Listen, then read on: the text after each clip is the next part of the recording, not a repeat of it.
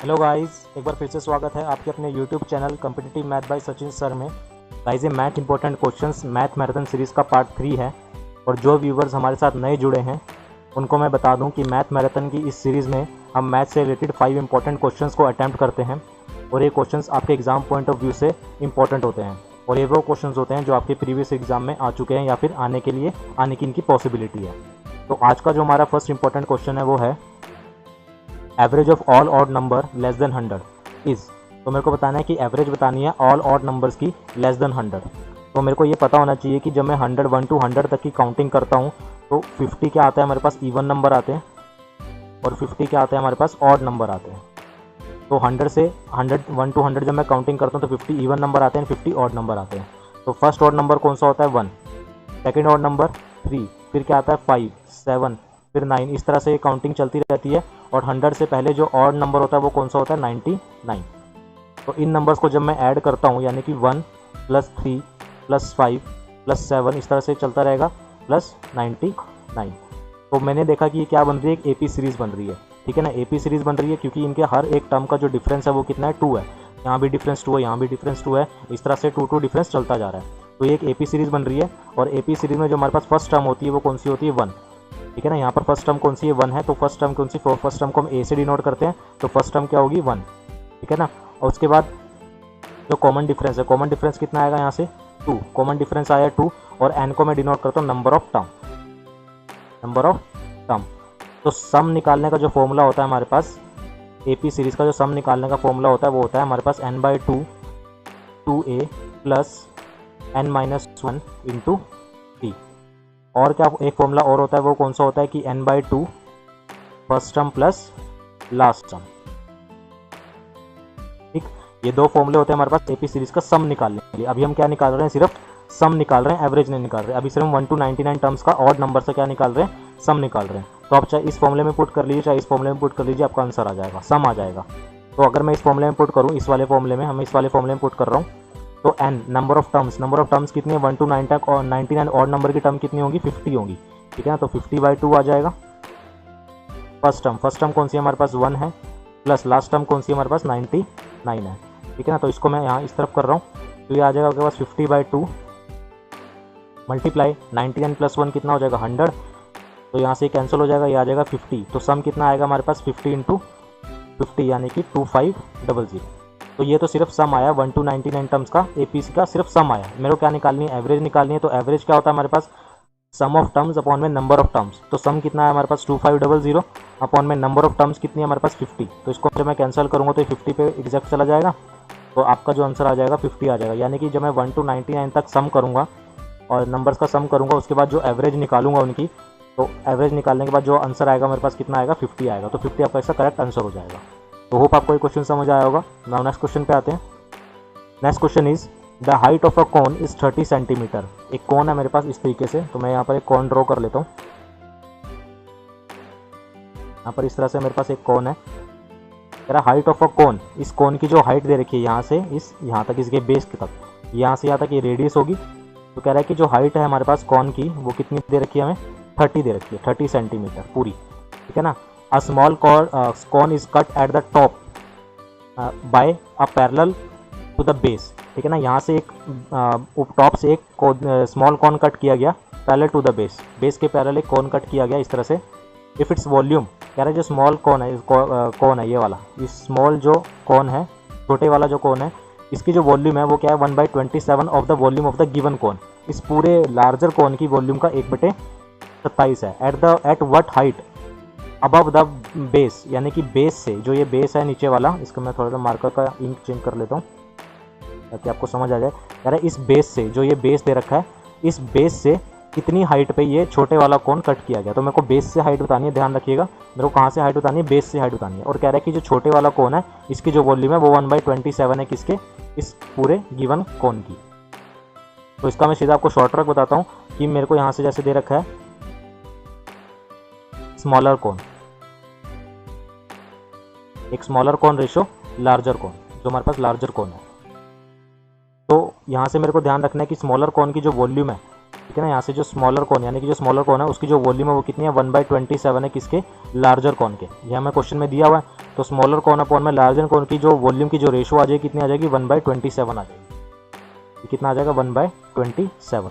तो अगर स्मॉलर कौन की वॉल्यूम 1 है तो लार्जर कौन की वॉल्यूम कितनी हो जाएगी हमारे पास 27 हो जाएगी। यहाँ से ये मैंने निकाला, हमें क्वेश्चन में दिया गया था, ये वॉल्यूम की रेशो आई, ठीक है ना।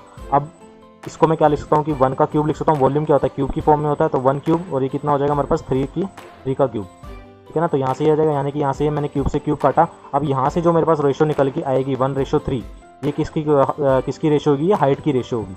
तो ध्यान रखना है, यहाँ से मेरे को एक चीज़ ध्यान रखनी है क्या, कि जो मेरे पास वॉल्यूम होता है वो डायरेक्टली प्रोपोर्शनल होता है किसके, हाइट के क्यूब के, ठीक है ना। वॉल्यूम का जो वॉल्यूम ऑफ कोन होगा वो किसके प्रोपोर्शनल होता है, डायरेक्टली प्रोपोर्शनल होता है किसके, जो वॉल्यूम हाइट होती है कोन की उसके क्यूब के डायरेक्टली प्रोपोर्शनल होता है। यानी कि जितनी ज़्यादा वॉल्यूम उतनी ज़्यादा हाइट, ठीक है ना, और जितनी ज़्यादा हाइट उतनी ज़्यादा वॉल्यूम। तो ध्यान रखना है कि स्मॉलर कौन और लार्जर कौन, यहाँ वॉल्यूम की हमें रेशो दे रखी थी 1/27। इस तरह से मैंने दोनों की रेशो निकाली, ये स्मॉलर कौन है तो इन दोनों इस तरह से मैंने दोनों की रेशो निकाली। तो अगर स्मॉलर कौन की रेशो 1 है तो लार्जर कितनी हो जाएगी 27। तो इसको मैं क्या लिखता हूँ 1 क्यूब और इसको क्या लिखता हूँ 3 क्यूब। तो पावर से पावर कैंसिल हुई, तो यहाँ से जो रेशो निकल के आएगी वो क्या होगी, हाइट की रेशो होगी। तो स्मॉलर कौन की जो हाइट की रेशो है वो कितनी है 1 है, और लार्जर कौन की जो हाइट की रेशो कितनी है 3 है। एक्चुअल में हाइट की रेशो कितनी है लार्जर कौन की, वो कितनी है 30 है। तो यहाँ पर लार्जर कौन की जो हाइट की रेशो वो कितनी है 3 है।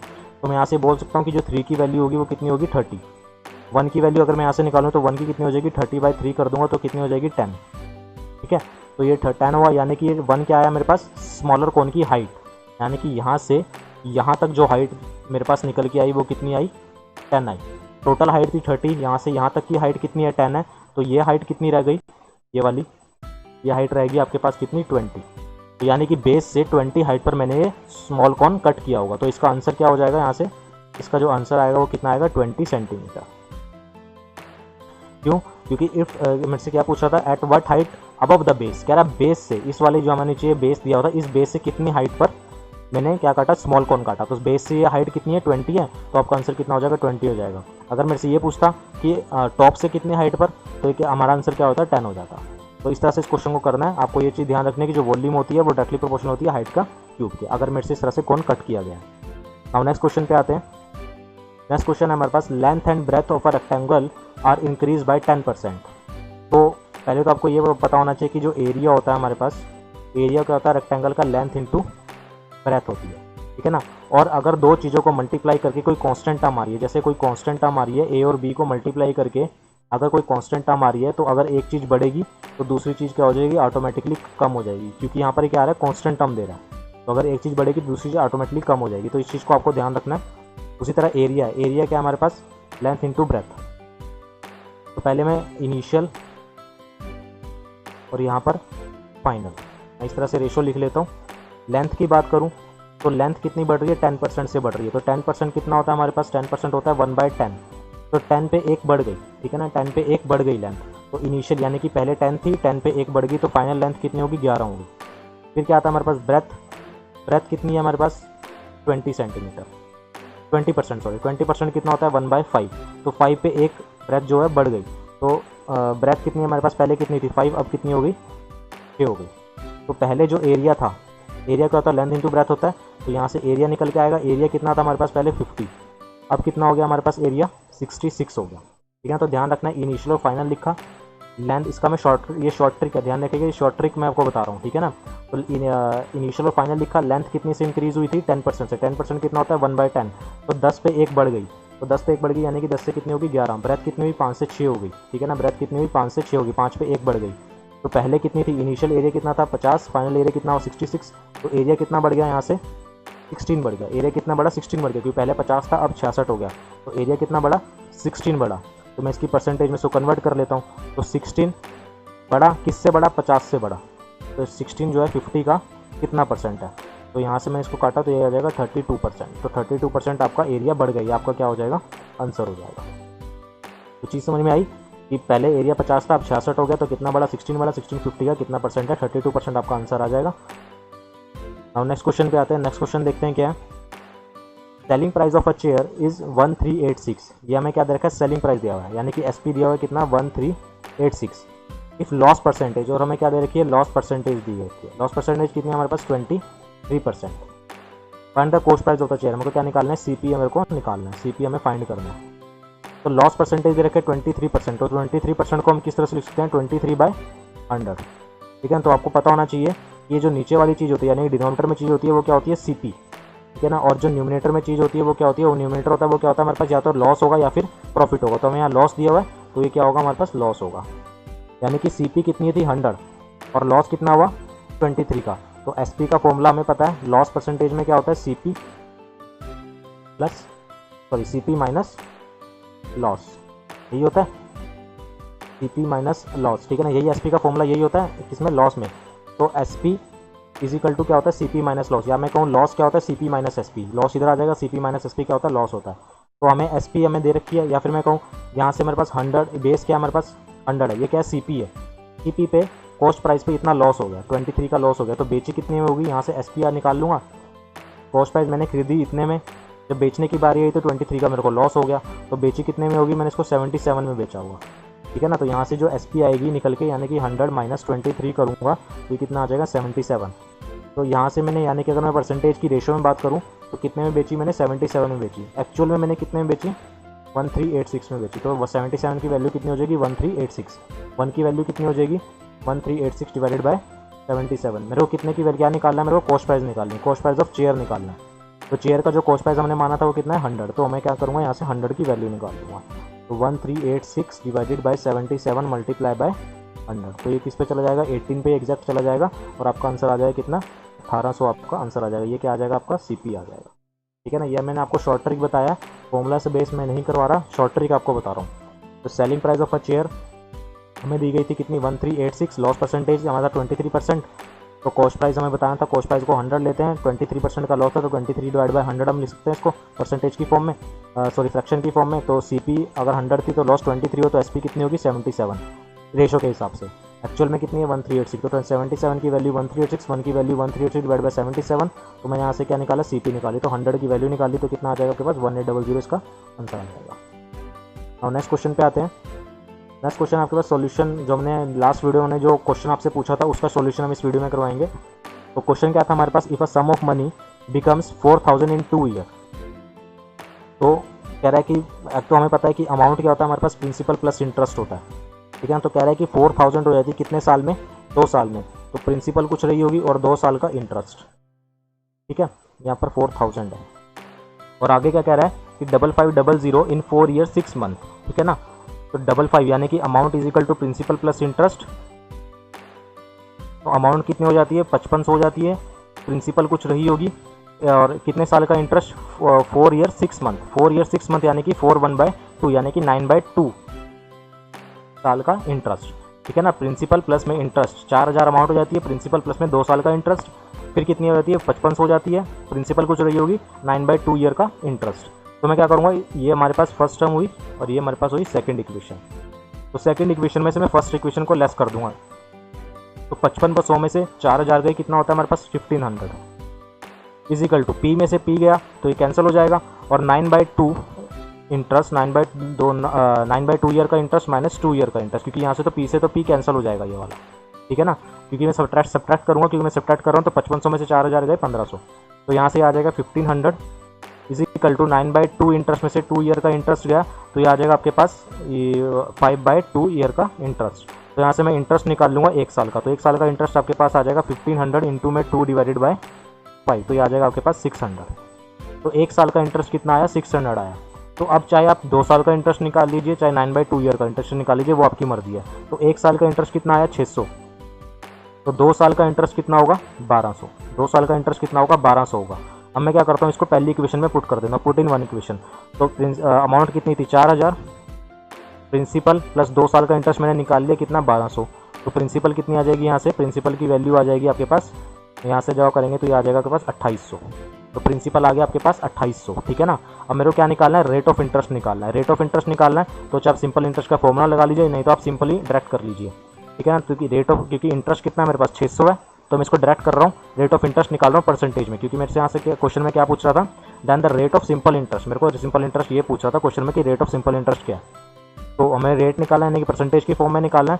तो 600 यानी कि जो 1 साल का इंटरेस्ट था वो किस पे लगा होगा, इंटरेस्ट किस पे लगता है, प्रिंसिपल पे लगता है। तो प्रिंसिपल कितने आई थी 2800, तो 600 जो है वो 2800 का कितना परसेंट है। तो यहाँ से 2 0 से 2 0 कैंसिल हो जाएंगी और ये कितने में जाएगा, 4 पे 4 7 28, ये कितना आ जाएगा 150, ठीक है ना। यानी कि 150 डिवाइडेड बाय 7%, ये क्या आ जाएगा, इसका आंसर आ जाएगा। ये क्या था हमारे पास, सिंपल इंटरेस्ट हमें इतना देना पड़ रहा है, ठीक है ना। तो ध्यान रखिएगा कि अमाउंट प्लस में प्रिंसिपल, अमाउंट क्या होता है हमारे पास, प्रिंसिपल प्लस इंटरेस्ट। तो 4000 अमाउंट थी, प्रिंसिपल 2 साल का interest, amount plus equal to principal plus. तो दूसरी जो हमारे पास अमाउंट थी वो कितनी थी, 5500, प्रिंसिपल प्लस 9/2 ईयर का इंटरेस्ट। मैंने क्या करा, 6 मंथ को ईयर में कन्वर्ट कर दिया। तो क्या सेकंड इक्वेशन में फर्स्ट इक्वेशन को लेस करेंगे तो 5500 में से 4000 के 1500, पी से पी कैंसिल होगा, 9/2 इंटरेस्ट माइनस में 2 साल का, ये 2 साल का इंटरेस्ट, तो ये आ जाएगा 5/2। यहाँ से मैंने 1 साल का इंटरेस्ट निकाली, 1 साल का इंटरेस्ट कितना है हमारे पास, 600 आया। फिर मैंने क्या करा, चाहे तो आप 2 साल का इंटरेस्ट निकाल लीजिए, चाहे 9/2 ईयर का इंटरेस्ट निकाल लीजिए, वो आपकी मर्जी है। तो 2 साल का इंटरेस्ट निकाला कितना है, 1200, और 2 साल की जो अमाउंट थी वो कितनी थी, 4000। तो 4000 में से 1200 करें तो कितना आ जाएगा, 2800 आ जाएगा हमारे पास प्रिंसिपल। तो रेट ऑफ इंटरेस्ट निकालना है, तो जो 1 साल का इंटरेस्ट था, इंटरेस्ट किस पे लगता है हमारे पास, प्रिंसिपल पे। तो 600 2800 का कितना परसेंट है, यहाँ से आपका आ जाएगा 150/7, इसका करेक्ट आंसर आ जाएगा। तो ये थे आपके पास कुछ 5 इंपॉर्टेंट क्वेश्चन जो कि आपके एग्जाम पॉइंट ऑफ व्यू से इंपॉर्टेंट है। और आपका जो क्वेश्चन ऑफ द डे है वो है, जो आपको खुद से अटैम्प्ट करना है, इसका सोल्यूशन हम आपको नेक्स्ट वीडियो में देंगे। तो क्वेश्चन हमारे पास, mark price of a computer is 48,000 and discount हमें दिया था 13% का। मार्क प्राइस हमें दे रखी है, मार्क प्राइस है, ध्यान रखिएगा ये क्या है, मार्क प्राइस है। मार्क प्राइस कितनी है, 48,000 एंड डिस्काउंट कितना देगा, 13% का। What additional discount should be offer to the customer, customer को और कितना डिस्काउंट दिया जाए to bring the price of computer rupees 39,672, कि कंप्यूटर कितने में मिल जाए हमें, 39,672 में हमें कंप्यूटर मिल जाए, ठीक है ना। तो एक डिस्काउंट ये है, दूसरा डिस्काउंट मेरे को निकालना है, ठीक है ना। और फाइनल जो सेलिंग प्राइस है, फाइनल सेलिंग प्राइस कितना है उसका, 39,672। तो ये क्वेश्चन आप खुद अटैम्प्ट करके देखिएगा और इसका सोल्यूशन आपको नेक्स्ट वीडियो में देंगे। तो ये थे आपके पास कुछ 5 मोस्ट इंपॉर्टेंट क्वेश्चन। और फ्रेंड्स, अगर आपको कोई भी डाउट आता है तो आप हमारे साथ फेसबुक पर जुड़ सकते हैं, ये हमारा फेसबुक ग्रुप है। तो जब आप सर्च करेंगे ट्यूशन फॉर मैथ तो कुछ इस तरह का इंटरफेस आपके पास सामने आएगा। इस ग्रुप में आप ज्वाइन बटन पर क्लिक करके हमारे साथ जुड़ सकते हैं और अपने मैथ्स डाउट को क्लियर कर सकते हैं। और अगर हमारे साथ व्हाट्सएप पर जुड़ना चाहते हैं तो हमारा ये व्हाट्सएप ग्रुप है, इन दोनों ग्रुप्स का लिंक मैं आपको डिस्क्रिप्शन में दे दूंगा, उस लिंक में क्लिक करके आप ग्रुप में जुड़ सकते हैं और अपने मैथ्स डाउट को क्लियर कर सकते हैं। तो फ्रेंड्स, अगर आपको ये वीडियो पसंद आई हो, ये क्वेश्चंस पसंद आए हो, तो प्लीज़ इस वीडियो को ज़्यादा से ज़्यादा शेयर कीजिएगा, लाइक कीजिएगा और सब्सक्राइब कीजिएगा हमारे चैनल को tuition for math. Thank you very much.